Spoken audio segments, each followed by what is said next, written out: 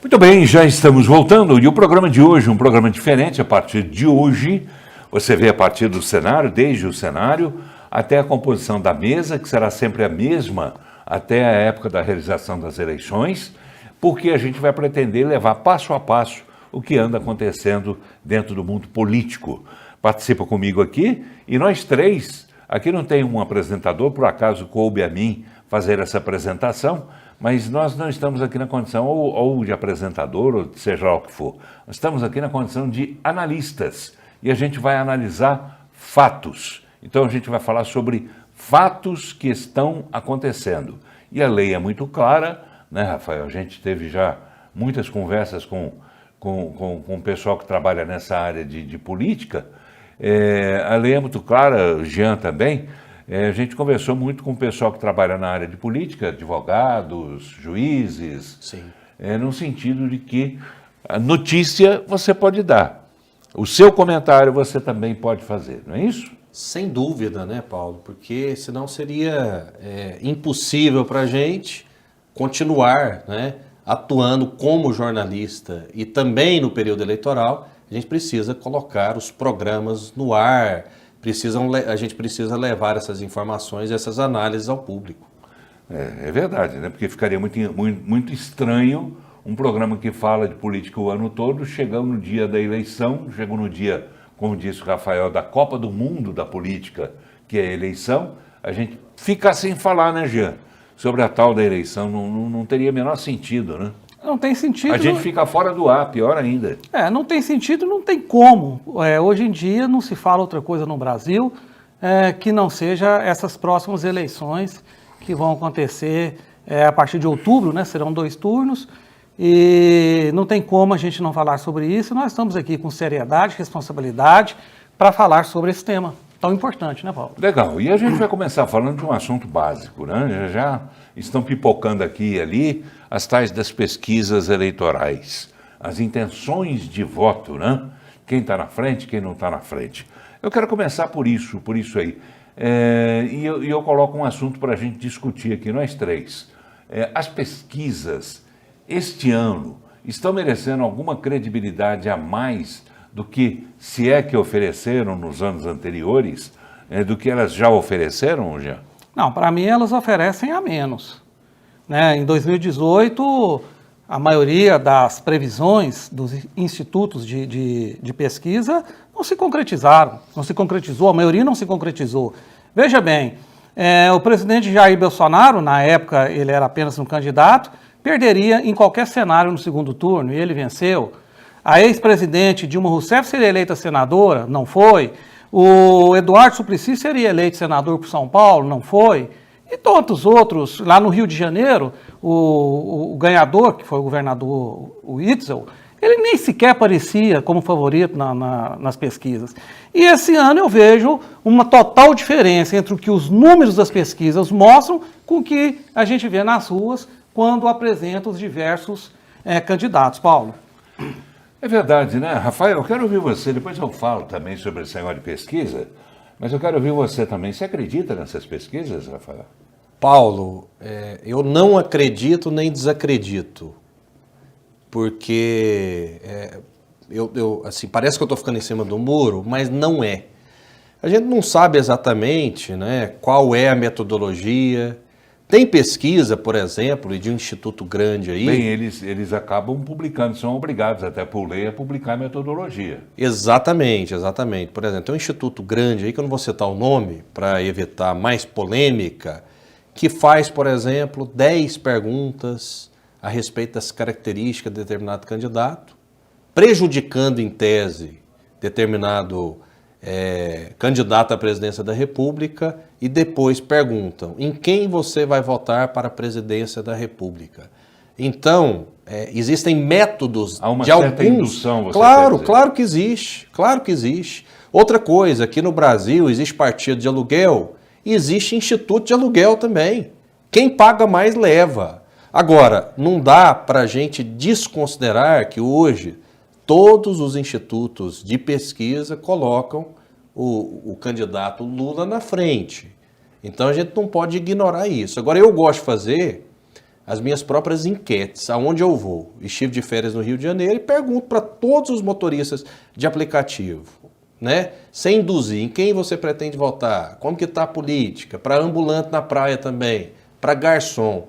E você sabe o que eu percebo, Paulo? 30% do eleitorado, essa é uma percepção muito clara que eu tenho, vota em quem dá mais, ou então em quem eles acham que dá mais. Se o candidato A der uma balinha e o B der 2 balinhas, esse que deu 2 balinhas, com toda certeza, ele vai ter esse voto. Principalmente o eleitor menos esclarecido. Esse voto tem uma fragilidade muito grande. Então, a economia, na minha visão, pode decidir essa eleição. Não há dúvida de que existe uma fragilidade bastante grande nesse sentido, né, das pesquisas de serem... De terem os números trocados, invertidos, seja lá o que for, por conta da desinformação das pessoas. As pessoas ainda não aprenderam, né? Parece que nós estamos lá atrás ainda. Lembra, gente, quando Pelé disse que o brasileiro não sabe votar?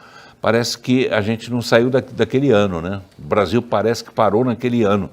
Quer dizer, o brasileiro ainda não aprendeu a votar. Ele costuma dizer que tem raiva de política e raiva de político, que não gosta de política e não gosta de político, né, e que não vai votar em ninguém. Mas ele acaba indo às urnas e acaba votando naquela história que o Rafael disse, né, em quem der mais. Ô Paulo, eu concordo com a sua fala, com a do Rafael também, mas eu vejo que desde que o Pelé falou essa famosa frase, evoluiu um pouco essa questão, evoluiu para melhor. Hoje eu vejo a população, sobretudo a população mais da classe média, que forma a maioria da população brasileira, ela mais engajada politicamente, ela mais participativa. A gente percebe isso nas redes sociais, a gente percebe isso nas manifestações.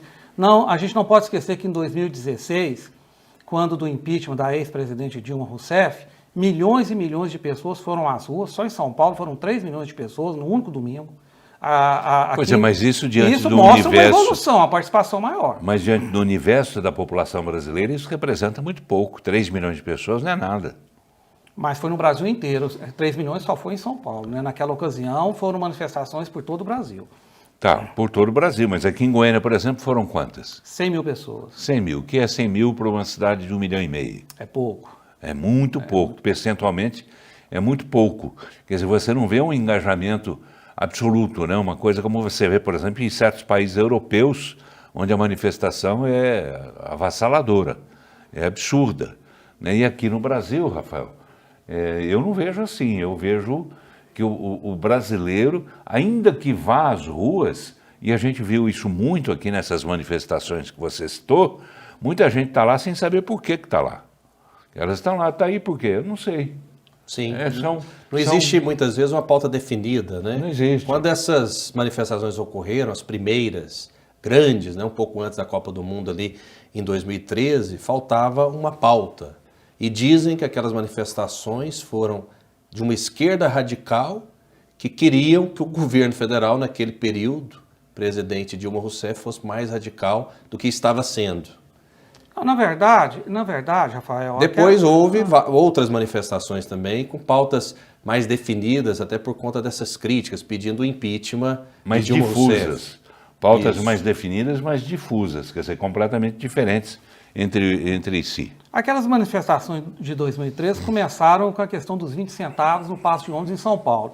E aí era uma movimentação de esquerda que perdeu o controle, ela se tornou, aí sim, como o Paulo disse, difusa, com várias pautas que atingiram a alma do governo federal na ocasião da Dilma Rousseff. Várias leis foram mudadas porque o povo pressionou, teve invasão inclusive do Congresso. Mas uma coisa meio por acaso, né, Jean? Surgiu por acaso. Meio casual, quer dizer, não foi criado para aquilo e deu sequência pensando naquele objetivo. A coisa foi andando sozinha. Sim, é verdade, foi uma coisa meio orgânica. Agora, Paulo, usando o Pelé como referência, na época que o Pelé jogava e jogava muito pelo seu Santos, todo mundo sabia a escalação da seleção brasileira, mas ninguém sabia a escalação do STF. Hoje é o contrário. Hoje é justamente o contrário. Todo mundo sabe quem são os 11 ministros do STF e ninguém sabe direito quem é a seleção brasileira. Mas e o que essa mesma população fez para manifestar ou a satisfação ou a insatisfação em relação ao STF. O STF continua lá, continua mandando e desmandando nesse país. Se o Brasil inteiro sabe o nome de todos, por que nunca fez nada para tirá-los de lá? Não estou aqui pregando nenhuma insurgência, nenhuma revolução, nenhuma revolta, mas eu estou pegando apenas o gancho da sua colocação aí. Às vezes você sabe o nome de todos, por que não fazem nada?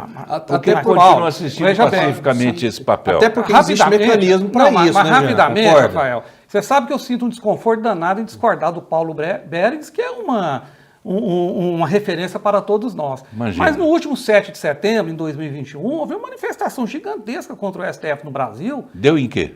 Não deu em nada porque exatamente ocorreu uma opressão. Teve gente presa, aconteceu com o cantor Sérgio Reis, que eu tenho certeza que é seu amigo, e tantos outros que sofreram bastante opressão exatamente porque foi contra... Não é contra o STF, não, a gente precisa contra alguns ministros isso, do poder, porque a instituição é muito importante. Agora, contra esses ministros, teria o Senado para agir.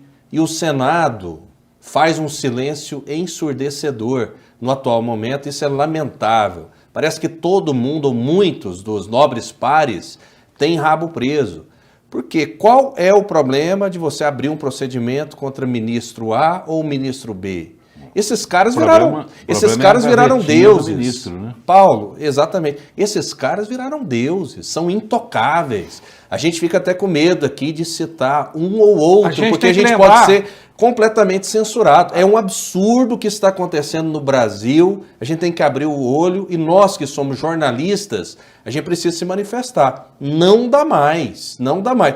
Daqui a pouco a gente vai ter que ficar calado. A gente tem que lembrar que nessas manifestações de 7 de setembro de 2021 foram presos jornalistas, artistas, profissionais, por exemplo, um líder dos caminhoneiros foi preso, teve que se evadir do Brasil, e vários outros exatamente pela opressão ocorrida por alguns dos ministros do STF. A instituição é muito importante, ela deve ser preservada, ela é fundamental para o bom andamento da nação. Agora, homens podem ser questionados, principalmente, com certeza. Principalmente funcionários públicos, como são aqueles lá do STF. E um detalhe, eu estou tentando fazer um TBC debate, Paulo, se existe ou não ativismo político no judiciário. Todas as pessoas com as quais nós entramos em contato disseram que existe. Eu não consigo fazer esse debate. Então, já existe uma unanimidade entre esquerda, direita, centro, diagonal. Não, eles querem falar, mas num debate você precisa ter o contraditório. Todos dizem que existe ativismo político no poder judiciário. Essa é uma unanimidade. Então, não tem ninguém que diga que não há. Exatamente. Essa situação está muito clara. Algo precisa ser feito. Pois é, por vias tortas, né? Isso acabou sendo feito lá no dia 13 de novembro de 1968, quando, através de um ato, o AI-5, você sabe bem disso, Jean, e o Rafael também, o Congresso foi fechado, quer dizer, houve todo aquele fechamento, aquela coisa toda, quer dizer, se lá atrás, por vias tortas, isso aconteceu, será que nós vamos ter que ter de novo a via torta para acontecer isso? Repito, não estou pregando nenhuma revolução, nada contra a STF, nada contra ninguém. Só estou usando fatos, né? E esse é um fato. É um fato. Em 68, o AI-5 fechou o Congresso, fechou tudo. Exatamente. Não é? Exatamente. Quer dizer, vai precisar de quê para a gente botar ordem nesse país? Que esse país está completamente desgovernado, ao ponto de qualquer ministro do STF, e qualquer ministro, eu não uso qualquer no sentido de um qualquer, não, de qualquer ministro mesmo, dá ordem, por exemplo, como o Fachin deu agora, né, para o Bolsonaro, você tem 5 dias para se explicar, nego. Quer dizer, ou fala por que fez isso ou fez aquilo, ou então nós vamos ter que tomar uma providência. Quer dizer, eles podem tudo contra todos, né, e todos significa quantos milhões de brasileiros? 220 milhões, né? 220 milhões de brasileiros não podem nada contra eles? É isso mesmo, Paulo. Eu concordo plenamente com você. Eu, democrata que sou, como você, como o Rafael, a gente torce para que as coisas ocorram dentro da normalidade da lei. E para isso acontecer, é necessário o voto consciente nessas próximas eleições, votar em quem, eu vou usar um termo aqui chulo, mas é um termo muito conhecido, quem não tem rabo preso. Porque uma vez um senador que não tem nada a temer da lei, ele pode muito bem, estando lá no Congresso Nacional, colocar na pauta do Senado Federal o impeachment de um ministro do STF. Hoje isso não é possível, porque é um fiscalizando o outro, e os senadores, todos os últimos presidentes do Senado que tivemos, tinham ou têm rabo preso com a justiça, então eles ficam com medo de afrontar um ministro do STF. O dia que tiver o impeachment de um ou dois ministros do STF, dentro da lei da Constituição brasileira, aí as coisas começam a tomar um rumo mais certo, Paulo. Falando em rumo, eu acho que o rumo se perdeu nessas manifestações populares lá de 2013, quando as pessoas descobriram que estavam indo às ruas sem saber por quê, né? Se elas tivessem um objeto definido e se tivessem um comando definido, e aí eu já não defendo a presença de partidos políticos no meio dessa história, senão vira bagunça e cada um vai puxar para o seu lado, mas que tivesse um caminho, um norte a seguir. Né? Por que 60 milhões? 220 milhões. 220 milhões de brasileiros não conseguem se organizar minimamente para poder fazer cumprir aquilo que manda a própria Constituição, que, teoricamente, em tese, é defendida pelo STF. Quer dizer, eles podem, porque eles conhecem a lei, eles mesmos, como a gente já viu recentemente, eles mesmos abrem processo, investigam, julgam, condenam e mandam para a cadeia. Quer dizer, eles podem tudo e nós nada. O que é que vai ser preciso fazer? A população vai ter que... Aí eu volto a Pelé, onde eu dou razão para ele. A população vai ter que finalmente aprender a votar, vai ter que dar um manifesto. Seria nessa eleição, por exemplo, o que seria as pessoas deixarem de votar? Um protesto? Isso resolveria alguma coisa para o país? O que resolveria alguma coisa, Jean? Paulo, a última coisa que pode acontecer é um protesto onde as pessoas deixem de votar, porque fazendo isso está favorecendo a essa ordem de coisa que está acontecendo, a essa situação nebulosa que acontece no Brasil. Veja bem, tivemos duas eleições recentes na América do Sul, uma no Chile e outra no Peru, em que militantes da extrema esquerda ganharam, né, se tornaram presidentes, exatamente porque a maior parte da população deixou de votar. Os militantes que são engajados votaram e puseram lá quem a população não queria, agora eles estão correndo atrás de tentar reverter essa situação, não é possível mais. Então o brasileiro tem que votar. Foi Colômbia, eu falei Peru, não foi, é Colômbia que eu queria dizer. Colômbia o voto foi Chile e Colômbia. E poucas pessoas compareceram. Exato, e aconteceu na França também, na reeleição do Macri. Portanto, você brasileiro, vote. Não deixe de exercer a sua cidadania, é importante, cada voto seu é importante para que a gente possa pôr esse Brasil no Pois mas com um voto, de que jeito as pessoas vão mudar esse país, já? Não é com um voto, são com milhões de votos. Com o voto. Com o voto. Votando em gente séria, em gente capaz. Como é que a gente vai saber quem é sério e quem é capaz nesse país? Claro que muitas pessoas a gente identifica, muitas pessoas a gente fica para o bem ou para o mal, a gente sabe quais são. Mas não nessa extensão toda que seria necessário para uma mudança radical. Como é que seria isso? Como é que seria, Rafael? Para mim, Paulo, existem algumas distorções, algumas aberrações. Eu cobri o Congresso Nacional, graças a uma oportunidade que você me deu lá atrás, eu agradeço muito, você sabe disso. Imagino. E lá no Congresso Nacional tem 513 deputados. Quantos têm voz? Quantos têm microfone? Pois é. Se você está no baixo clero e você se inscreve para usar a tribuna, você vai conseguir, e os deputados sabem disso, 3 meses depois, ou seja, hoje eu quero falar sobre um assunto A, certo? Esse assunto já passou e 3 meses depois você é chamado. Quem tem voz no Congresso Nacional são só os líderes partidários, né? São só as grandes bancadas. Então, o país precisa passar nisso. Precisa ter alguém que tenha coragem de dizer o seguinte: nós não precisamos de 513 deputados. Nós não precisamos de tantas regalias. Então, eu acho que é a partir daí, porque quem manda hoje, sempre mandou nos últimos tempos, por conta da tal da governabilidade, é o Congresso Nacional. Parte dele. Não tem jeito. Parte dele. do Congresso Nacional. E, sobretudo, os 80, caciques 100 dos partidos, deputados. né? Os caciques. Esses é que mandam. Os caciques mandam. O baixo clero, por exemplo, você está lá só para receber o salário praticamente e para encaminhar a emenda, que é algo importante, mas daria, por exemplo, a menos parlamentares fazerem isso. Então, infelizmente, muita gente está lá, só pensa no próprio umbigo, e isso é lamentável. Tem que mudar o poder judiciário, tem que enxugar, porque quem está pagando a conta somos nós da bancada, quem está nos acompanhando é a população. Pois é, mas não seria necessariamente as pessoas do baixo clero, né, que deveriam fazer isso que você disse aí. Essas pessoas do baixo clero estão lá com uma função bastante clara: não fazer absolutamente nada, ficar por conta das negociatas dos líderes partidários, junto aos líderes do governo, não é? Para continuarem mandando através do tal do Centrão e pegar depois as emendas, pegar depois as regalias, pegar cargos e coisas que tais.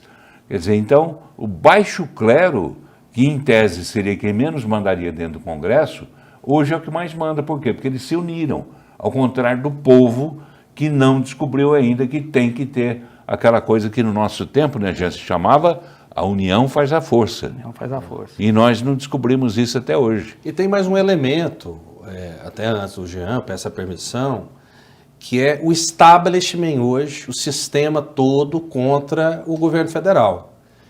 E aí é algo preocupante. Eu acho, sinceramente, que o Lula é favorito, né? E eu estou fazendo uma análise técnica. O grande perigo é o apagão.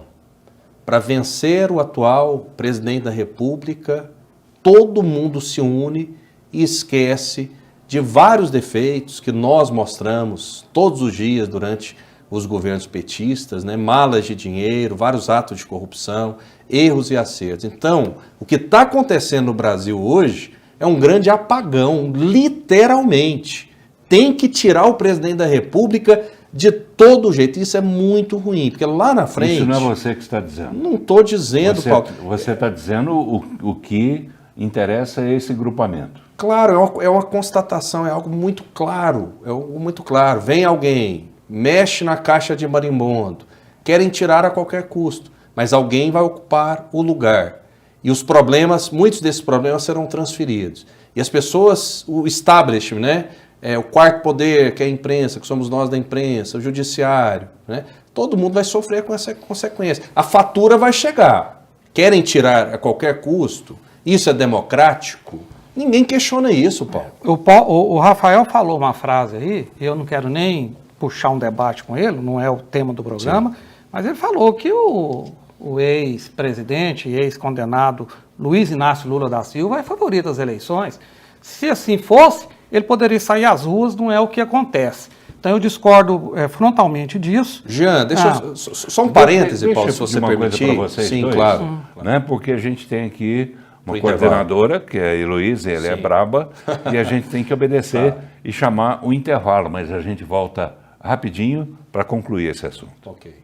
Muito bem, já estamos voltando e o programa de hoje, um programa diferente, a partir de agora e até a realização das eleições, a gente vai falar sobre esse cenário político, né, que a gente está vivendo no Brasil e também aqui em Goiás. Para a gente concluir a história do cenário político no Brasil, o Jean Paul Lopes tem uma contraposição a fazer aqui a uma frase do Rafael. Qual é, Jean? O Rafael, na percepção dele, disse que o favorito às eleições para se tornar o novo presidente do Brasil é o Luiz Inácio Lula da Silva. Eu discordo, porque o cenário que eu vejo no Brasil hoje não é esse. Eu vejo que o atual presidente, quando sai às ruas, arrasta multidões e multidões de pessoas em qualquer cidade por onde passa, inclusive pelo Nordeste, um antigo reduto do Partido dos Trabalhadores, e o Lula é o contrário. Ele esteve recentemente, semana passada, no Pernambuco, terra natal dele, berço do PT, e ele não conseguiu colocar praticamente ninguém em seus comícios. Portanto,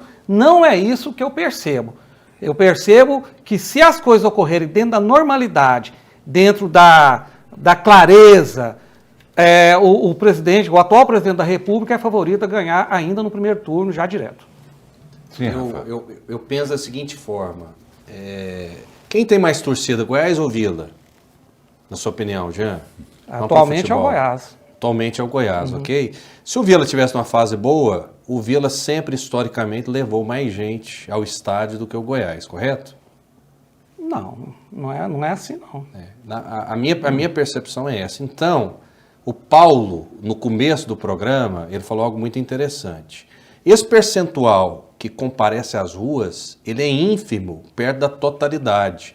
Então, não basta apenas ter a popularidade das ruas, porque cada voto tem o mesmo potencial. O voto da pessoa engajada Mas uma pesquisa e o eleitoral, voto de alguém Rafael, que não está nem aí e que vai votar pelo prato de comida. No Brasil, se vota, inclusive, pelo prato de comida, pelo preço do leite, pelo preço da carne, sem analisar a conjuntura internacional. Mas o favoritismo sem analisar que houve guerra, que houve pandemia, que houve rigorosamente nada. O favoritismo que você está dando ao Luiz Inácio Lula da Silva é baseado em pesquisas que no máximo, é feita em cima de 2.000 pessoas. O presidente da República leva dezenas de milhares às ruas. É o sistema contra, gente. O sistema todo. Mas em 2018 o sistema estava contra e ele venceu ainda. Mas era um tanto quanto diferente. Não era o Lula também, entendeu? Não era o Lula. Era, com todo o respeito, o poste do Lula, que é o Haddad.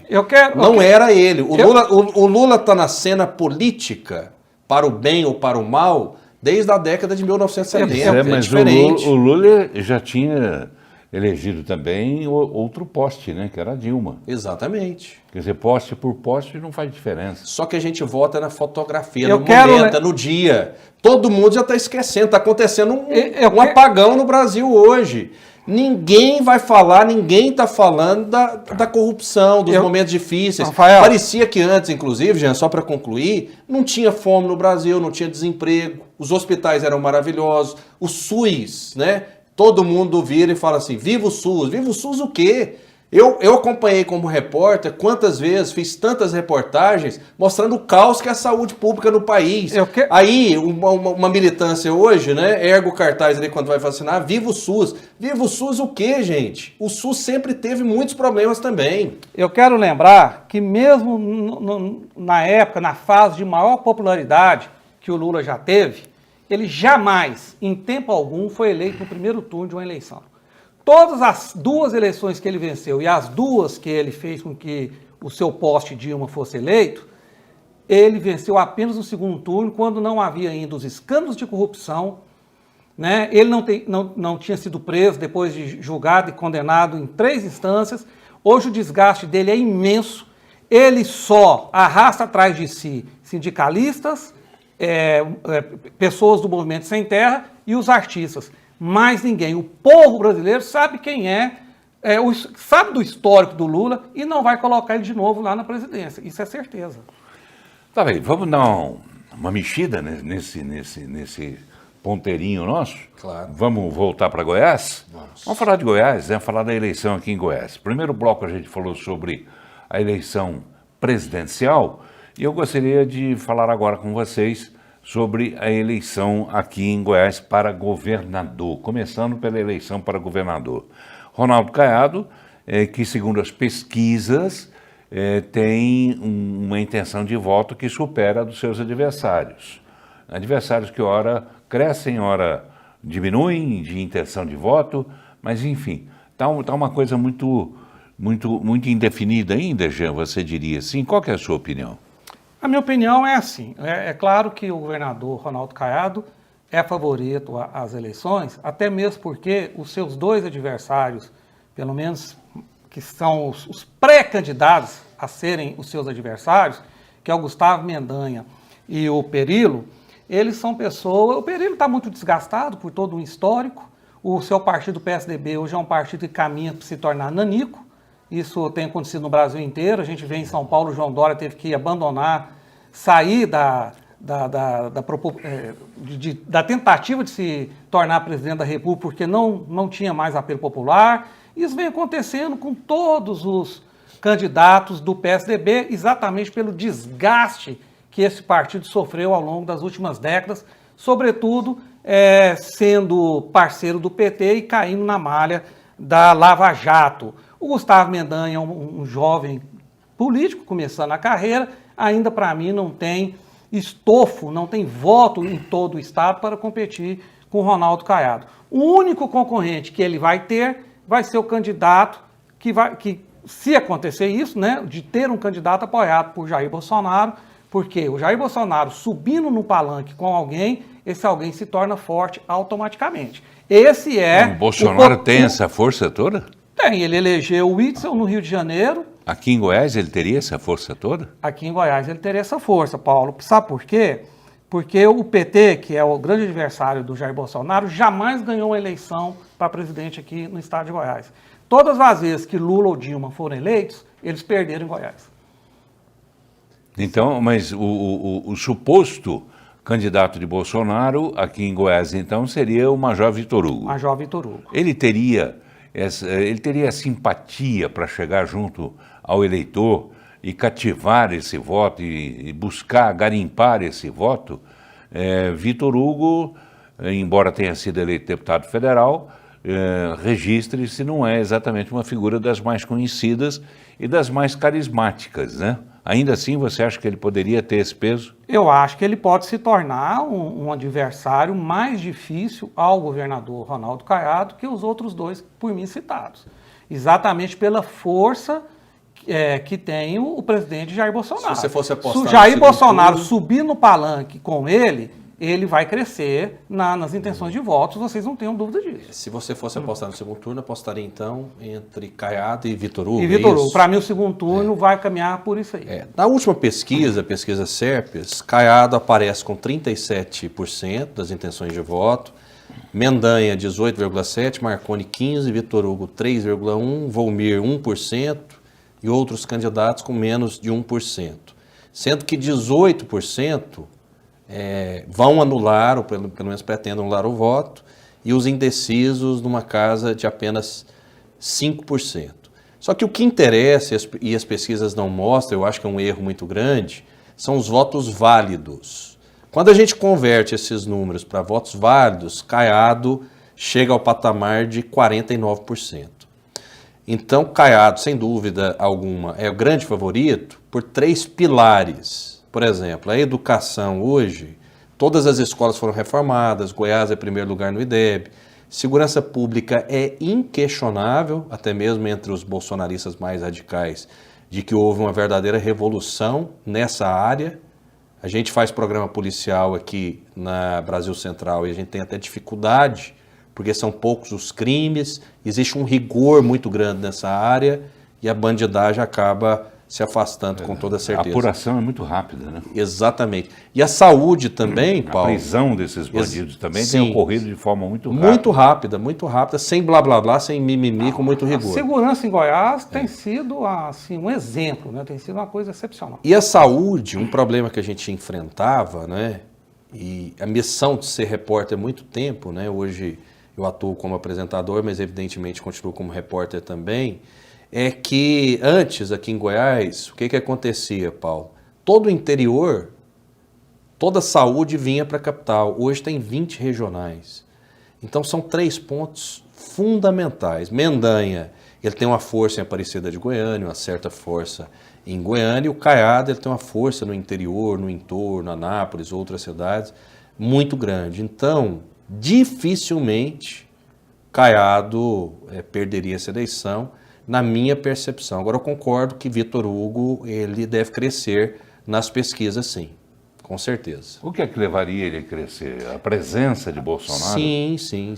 Só isso? O Bolsonaro tem um público muito fiel. O Bolsonaro ele tem uma capacidade de transferir parte dos votos, talvez 10%, talvez 15%. Por quê? O cenário de hoje é um tanto quanto diferente do cenário de 2018. Muitas vezes a forma não se repete. O Witzel, por exemplo, no Rio de Janeiro, que não era conhecido, o Bolsonaro colocou a mão, Foi uma grande decepção. Não foi nem o Bolsonaro que colocou a mão, ele é que Exatamente, se ligou ao o Bolsonaro, Dória né? também, no caso, o Dória, mas o Itzel, o Dória pelo menos era prefeito, o Itzel era ninguém, eu tive no Rio de Janeiro conversando com as pessoas, foi uma grande decepção. Então, não é só esse critério, por exemplo, apontei o dedo para o Paulo vai ser o candidato, eu vou transferir mas voto. Tem um Existem outros fatores também. Existe um fator, Paulo, Rafael, que é importante a gente analisar, que é o fator dessa polarização que ocorre no Brasil hoje, que é ideológica. As pessoas não mais, pelo menos boa parte do eleitor, não olha mais para a figura de quem ele vai votar. Ele olha para o lado que ele vai estar. Você entende? Então, assim, hoje existe uma polarização, isso é claro, né? Todo mundo sabe, é chover no molhado falar sobre isso. Esquerda de um lado, direita do outro. E essa polarização pode acontecer em Goiás com 2 homens de direita. Isso é que é o mais incrível. Que é o governador Ronaldo Caiado e é o candidato em potencial do Jair Bolsonaro. Uma outra vantagem do Caiado é o tempo de televisão, Paulo. O Caiado deve ter 60% do tempo de televisão. Existe um fator do governo Caiado que você esqueceu de dizer, sim, que também joga muito a favor dele, foi um governo que não teve uma única denúncia de corrupção. Exatamente. Embora... Ao contrário de governos passados. Você tem toda a razão. Embora o establishment, né, e esse é o perigo do apagão, não esteja falando muito sobre isso. Então as pessoas, infelizmente, não estão tão preocupadas quanto deveriam com esse detalhe. Porque quando não tem corrupção... Traduza, por favor, establishment. Establishment é um sistema, Paulo. Pois é, para que o telespectador entenda por que o establishment não está falando. Perfeito. O que é o sistema? Quem é que fala? Quem é que fala? O sistema é a imprensa, certo? A grande mídia, é o poder judiciário, é o poder político, né? São os formadores de opinião. Todo mundo hoje esqueceu de falar de corrupção. Por quê? Porque existe um único inimigo, um único problema no Brasil. Ou seja, antes de 2018, o Brasil era uma maravilha. O Brasil era uma beleza, o Brasil era a Suíça. Sim, você está dizendo isso na opinião deles. Isso, exatamente. O Brasil era a Suíça antes de 2018. Os problemas aconteceram depois de 2018. É claro que eu estou fazendo uma minoria. Então, esse é o sistema. O sistema hoje não fala de corrupção. Nós somos capazes de ler as entrelinhas, mas nem todo mundo é. Tá, eu vou colocar em discussão então agora, já que você puxou esse assunto, o papel desse tal de establishment nessa eleição.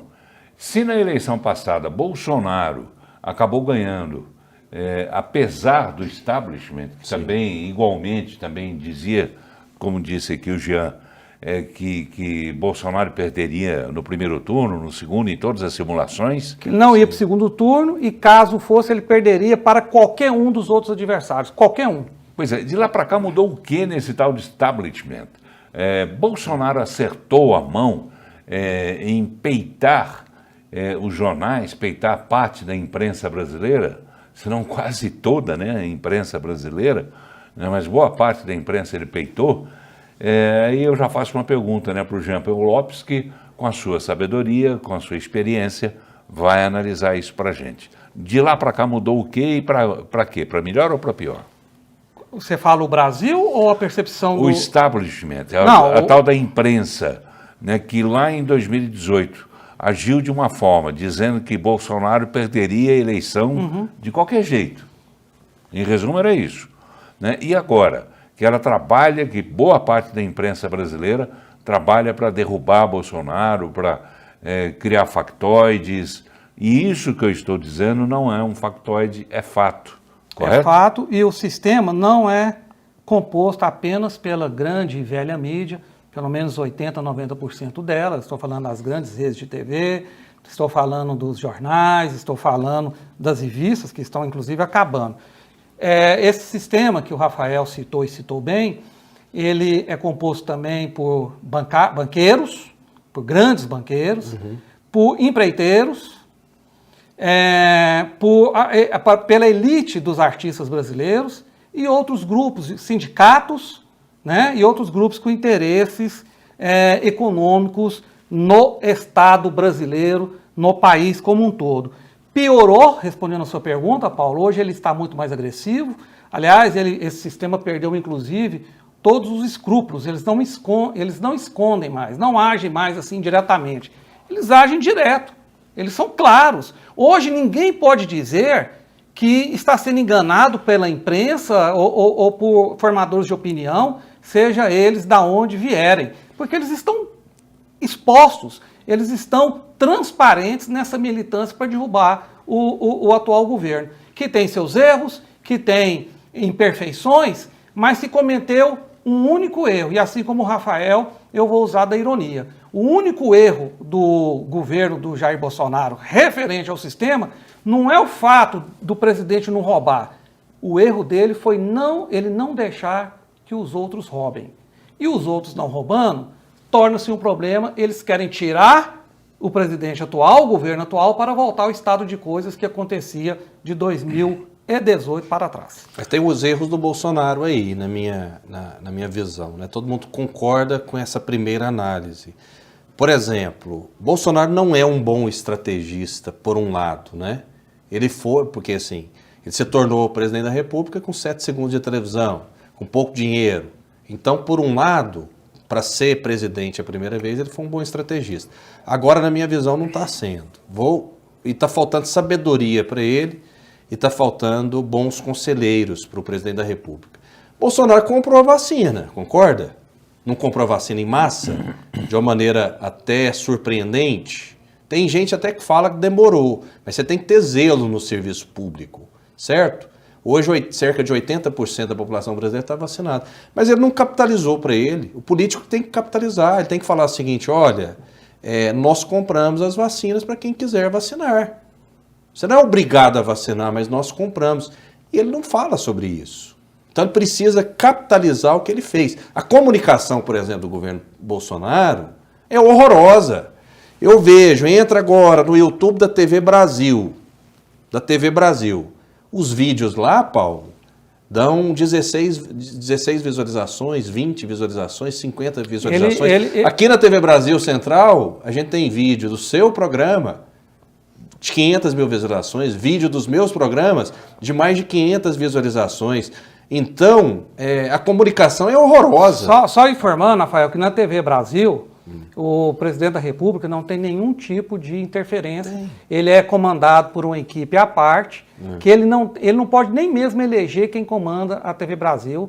É como se fosse um grupo de pessoas que vão... como acontece uma autarquia. Exatamente, como aqui acontece é nas faculdades. também. O presidente da República não pode escolher quem é o reitor de uma universidade federal. Um conselho. Exatamente, é um conselho. É a palavra que eu queria achar. Existe um conselho que comanda a TV Brasil e ele não tem interferência nenhuma. Eu acho que tem jeito de fazer, mas, por exemplo, tanta obra de infraestrutura que não é divulgada, então ele precisa divulgar o que ele fez, porque senão não tem como ganhar a eleição. Tá, vamos lá, vamos correr? Me dizem aqui que a gente tem apenas 5 minutos. Eu acho que a gente falou pouco, né, Jean, sobre a eleição em Goiás, né? O que é que você, com a sua experiência, entende que ainda falta dizer? Não, Paulo, eu acredito, vou só resumir a minha posição. Eu acredito que o segundo turno vai ser polarizado entre o atual governador Ronaldo Caiado e o candidato escolhido pelo Jair Bolsonaro. Me parece que vai ser o Major Vitor Hugo, sim, vai ficar esses dois para o segundo turno. Não acredito em Marconi. Marconi, para mim, está muito desgastado, teve problemas com a justiça, né, perdeu muito de sua base, apesar de já ter sido governador 4 vezes aqui no estado de Goiás.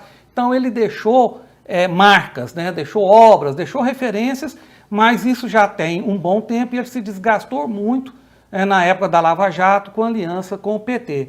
E o Mendanha ainda está começando uma vida política. Eu acho que se tornar governador ainda, nesse momento, é muito difícil para ele. Está muito cedo ainda para ele? Muito cedo, para mim muito está. Cedo. Essa experiência dele como prefeito, né, de Aparecida de Goiânia, encerrada precocemente por conta da renúncia dele para poder disputar o cargo de governador, não fez bem para ele, Rafael? Mendanha? Acho que não. Acho que a população esperava dele, já que ele foi muito bem votado, né, mais de 96% dos votos, que ele continuasse até o fim.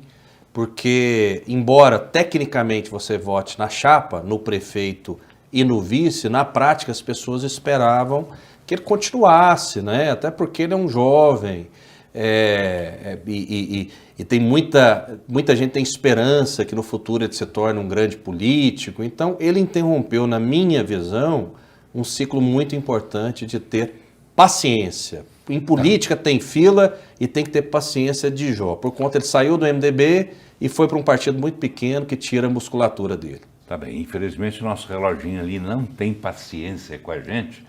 E eu vou correr para a gente falar pelo menos rapidinho de um assunto, né, também aqui em relação à política local, que é a questão da formação das chapas, né? Essa possibilidade de haver uma candidatura avulsa ao Senado, de poder haver tantas outras coisas, Jean. Como é que você vê? Como é que você imagina que seja formatada essa chapa, por exemplo? A gente pode falar rapidinho, se der tempo aqui, se não der no próximo programa a gente fala, numa chapa, por exemplo, do Caiado. Ele está tentando, né, como todo candidato à eleição a um cargo executivo, que alianças para fortalecer sua base eleitoral. Esse é o caminho correto de todo político. Da mesma forma, já foi aventado que o Mendanha iria subir no palanque junto com o Lula. Não sei se isso vai se confirmar, né? Então... Tá, mas de Caiado, né, por exemplo, quem seria o candidato ao Senado na chapa de Caiado? Na chapa, assim, quem será o preferido de Caiado nessa eleição para ser candidato ao Senado? Seria o presidente da Assembleia? Eu acredito que sim. Eu acredito que seja ele. É que tudo encaminha para que aconteça assim, Paulo. E que eu acho uma boa pedida, porque é um político que tem uma importância hoje junto ao eleitor muito grande, né? Lissauer, né? Lissauer Vieira. Exatamente. Ele que teve um papel bastante importante que ele desempenhou no momento em que é ainda presidente da Assembleia, mas no momento em que foram votados aqueles projetos todos apimentados, né, Rafael? Sim, se não fosse sim. a mão de Lissauer naquela ocasião, esses projetos Sem dúvida. provavelmente até poderiam ter sido aprovados, mas com muito mais dor do que foram, né? Sem dúvida, era um momento de transição em que o governo tinha perdido a eleição, né? Lissauer começou como alguém da oposição, depois ele percebeu que era um governo sério, então havia de mão dupla. Lissauer, ele tem uma habilidade política tremenda, ele tem o apoio da maioria dos prefeitos, da maioria dos deputados. Agora, é necessário que essas informações cheguem à população, né? Porque tem um outro candidato, que é o delegado Valdir, que é mais conhecido, já foi eleito deputado federal em 2 ocasiões. Agora, Lissauer tem um futuro político inquestionável. Pode sim ser o candidato do governador Ronaldo Caiado. Tá bem, a gente vai guardar esse assunto também para a gente continuar falando no próximo programa, na próxima semana. E a gente vai anotando, né, Jean, as coisas que a gente pode ir falando já nesses próximos programas, para que a gente não deixe de falar de todo mundo. Jean Paul Lopes, jornalista Jean Paul Lopes, é um prazer recebê-lo aqui. Muito obrigado, Paulo, pelo convite. Trabalhar ao lado de você, grande jornalista que é, uma referência para todos nós, e também do Rafael Vasconcelos, já um colega de bancada de muitos anos, inclusive do esporte, né? Eu e ele já nos debatemos muito sobre esporte, mas aí ele perdia todas, viu, Paulo? Perdeu? Hoje ele ganhou ou perdeu? Não, hoje ele perdeu, mas perdeu de pouco. No esporte ele perdia de goleada. Perdia demais. Você está igual alguns ministros do STF que são interesse interessado, né? Você mesmo julga quem ganhou o debate. Mas é brincadeira, o Jean é muito querido e um grande talento da comunicação. Obrigado, Rafael. Obrigado, Paulo, uma honra. E eu creio que a gente deu a nossa contribuição, né? Isso, a gente vai continuar fazendo isso. Eu acho que o que é muito importante, Paulo, é fazer com que quem está em casa seja, e a gente diz, suficientemente inteligente para tirar as suas próprias conclusões. Nós temos a nossa análise, a nossa opinião, mas quem está em casa é quem decide. Claro, não. Tudo que a gente fez aqui foi bater papo, trocar umas ideias a respeito dessa eleição. Claro que somos jornalistas e, como tal, temos a obrigação de levar o máximo de informação correta para você. A gente espera, como disse o Rafael, que você também forme a sua opinião, sua própria ideia, e vá pensando seriamente naquilo que disse aqui o Jean. Não deixe de votar. né? Eu nunca preguei para ninguém deixar de votar. Mas vai analisando, usa aquele dedinho que você usa o tempo todo no celular para pesquisar tantas coisas. Pesquise coisas úteis. Pesquise, por exemplo, a vida dos candidatos.